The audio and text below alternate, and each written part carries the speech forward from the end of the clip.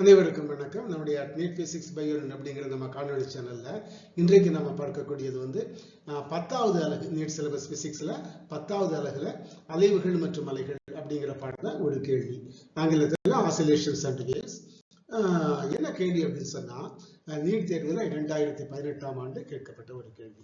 ஒரு இசைக்கவை கண்ணாடி குழாய் ஒன்றில் ஒத்ததிர்வு உருவாக்க பயன்படுகிறது. சரியா? இந்த குழாயில் காற்றுத்தம்பை, ஏன்னா கண்ணாடி குழாய்னு சொல்லும்போது தண்ணீர் வச்சிருப்போம். அந்த இசைக்கவையை வச்சு நம்ம அதிர்வுகள் மேற்கொள்ளும் போது அந்த தண்ணீரை கொஞ்சம் கொஞ்சமா வெளியேற்றுவோம். குறிப்பிட்ட தண்ணீர் போக இருக்கிற காற்று இடத்துல திடீர்னு ஒத்ததிர்வுகள் சில இடங்களில் ஏற்படும். அப்ப அந்த காற்று தம்பத்தை தான் நம்ம அந்த தம்ப நீளம் அப்படின்னு சொல்லுவோம். சரி, காற்று தம்பத்தை சரி செய்வதற்கு ஒரு பிஸ்டன் பயன்படுகிறது. சரியா? 27 டிகிரி சென்டிகிரேட் அறை வெப்பநிலையில் 20 சென்டிமீட்டர் மற்றும் 73 சென்டிமீட்டர் தம்ப நீளங்களில் அடுத்தடுத்த ஒத்ததிர்வுகள் உருவாகின்றன. ஒத்ததிர்வுகளை உருவாகிற இடத்தை தான் நம்ம அந்த நேரத்தில் இருக்கக்கூடிய தம்ப நீளத்தை நம்ம என்ன செய்வோம்? காற்று தம்ப நீளம் நம்ம ரெசோனன்ட் லென்த் அப்படின்னு நம்ம சொல்லுவோம். அதாவது ஒத்ததிர்வு நீளம், காற்று தம்ப நீளம் சொல்லுவோம். சரி, இது 20 சென்டிமீட்டர் 73 சென்டிமீட்டர் தம்ப நீளங்களில் அடுத்தடுத்த ஒத்ததிர்வுகள் உருவாகின்றன. இசைக்கவையின் அதிர்வெண் 320 ஹெர்ட்ஸ் எனில் காற்றில் 27 டிகிரி சி வெப்பநிலையில் ஒலியின் திசை வேகம் எவ்வளவு? இதான் கணக்கு. 330 metre per second, 339 metre per second, 300 metre per second, 350 metre per second. சரியா? நமக்கு ஒலியின் திசை வேகம் v இருக்கு இல்லையா, அதுக்கு formula v is equal to f lambda. E ஒலியின் திசை ஏற்கனவே நமக்கு தெரியும். f என்பது அதிர்வெண். என்னுடைய அதிர்வெண் இசைக்கவையின் அதிர்வெண். அது எவ்வளவு சார்? இங்க கொடுத்திருக்காங்களா?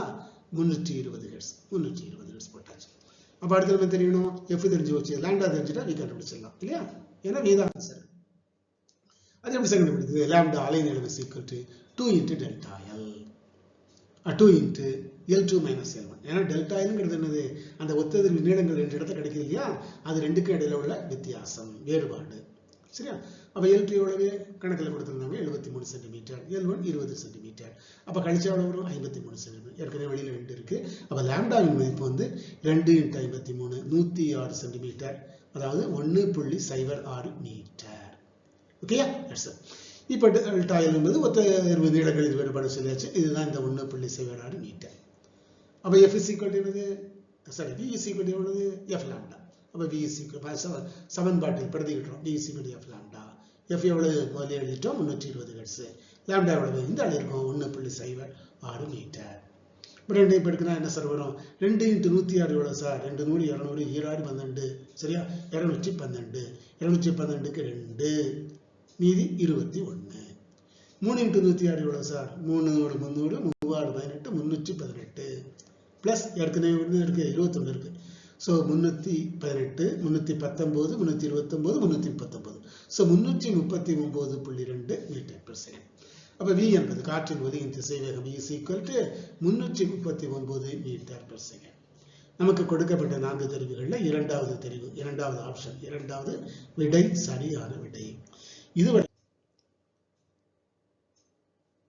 இதுவரைக்கும் இந்த காணொலியில நம்ம என்ன பார்த்திருக்கிறோம் அப்படின்னு சொன்னா, இதுவரைக்கும் இந்த காணொலியில நம்ம சேனல்ல இந்த ஆசிலேஷன்ஸ் அண்ட் வேவ்ஸ், அலைவுகள் மற்றும் அலைகள் அப்படிங்கிற பாடத்துல 16க்கும் மேற்பட்ட கேள்விகளை பார்த்தோம். இது 16வது கேள்வினா எப்படி சார்? அதாவது நம்ம வந்து ஃபர்ஸ்ட் ரவுண்ட்ல என்ன பாத்தீங்கன்னா, அலைவுகள் தனியா ஒரு பாடம் பார்த்தோம், அலைகள் தனியா ஒரு பாடம் பார்த்தோம், அதே தனியா ஒரு 6 கேள்வி பார்த்தோம். அப்படி பார்க்கும்போது இந்த அலைகள் அண்ட் அலைவுகள் அப்படிங்கிற அலகு யூனிட் சிலபஸ்ல அப்படிதான் கொடுத்திருக்காங்க.